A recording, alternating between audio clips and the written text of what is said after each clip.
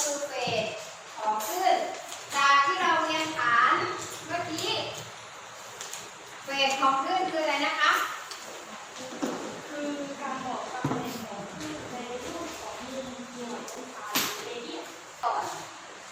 โจทย์บอกแลมด้าเท่ากับ 0.05 เมตรต่อ v เท่ากับ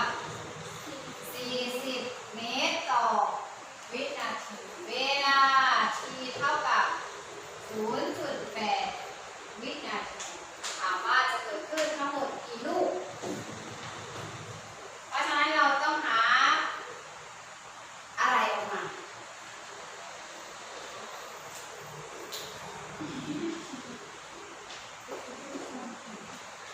หาอะไรคะหาความถี่ก็ได้หรือจะหาค่าก่อนก็ได้จะหาอะไรดีมีแลมด้ามี v ใช้ตัวนี้ก่อนมีแลมด้ากับ v หาอะไรได้บ้างหาได้ทั้งความถี่หาได้ทั้งค่าใช่ไหมคะทั้ง f ทั้ง t ใหญ่เพื่อจะหาจำนวนลูกคลื่นเราจะหาอะไรหาความถี่สูตรว่ายังไงมีแลมด้ามี v จาก v เท่ากับ f แลมด้าเพราะฉะนั้นจะได้ f เท่ากับ v ส่วนแลมด้า v เท่ากับเท่าไหร่คะ v เท่ากับ 40 แลมด้าเท่ากับ 0.05 หารได้เท่าไหร่คะ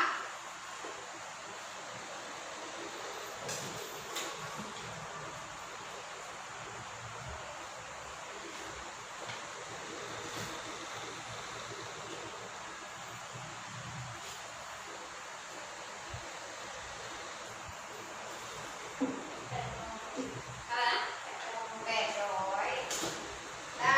f เท่ากับ 800 หน่วยเป็นรอบต่อวินาทีอันนี้ดู จากคำตอบตัวนี้เราบอกว่าคลื่นลูกนี้จะเคลื่อนที่ได้ 800 รอบในเวลา 1 วินาที แต่โจทย์ถามถึงวินาทีไหมคะ ไม่ถึงแค่ 0.8 วินาทีจะเกิดขึ้นกี่รอบหรือกี่ลูกทำยังไงคูณด้วยหาร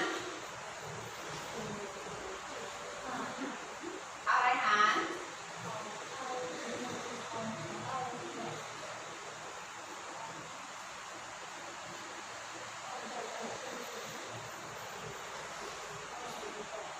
0.8 หาร 800เหรอ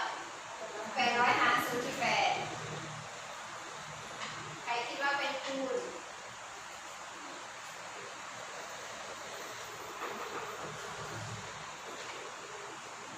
หารคูณทีนี้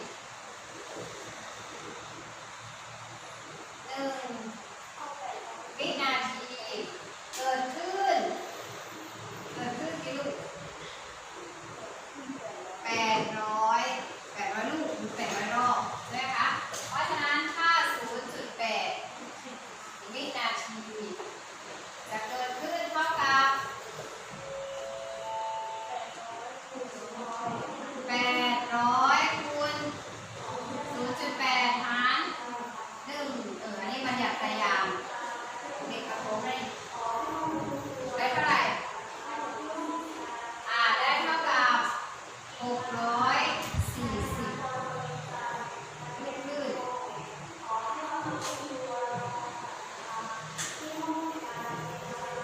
640 ลูกคลื่น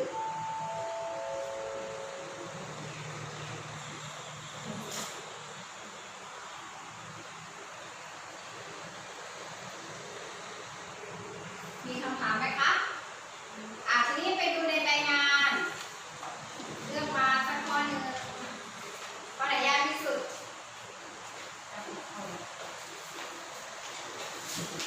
ใบงานมีทั้งหมดกี่ข้อเฉลยไปแล้วข้อหนึ่งเหลือ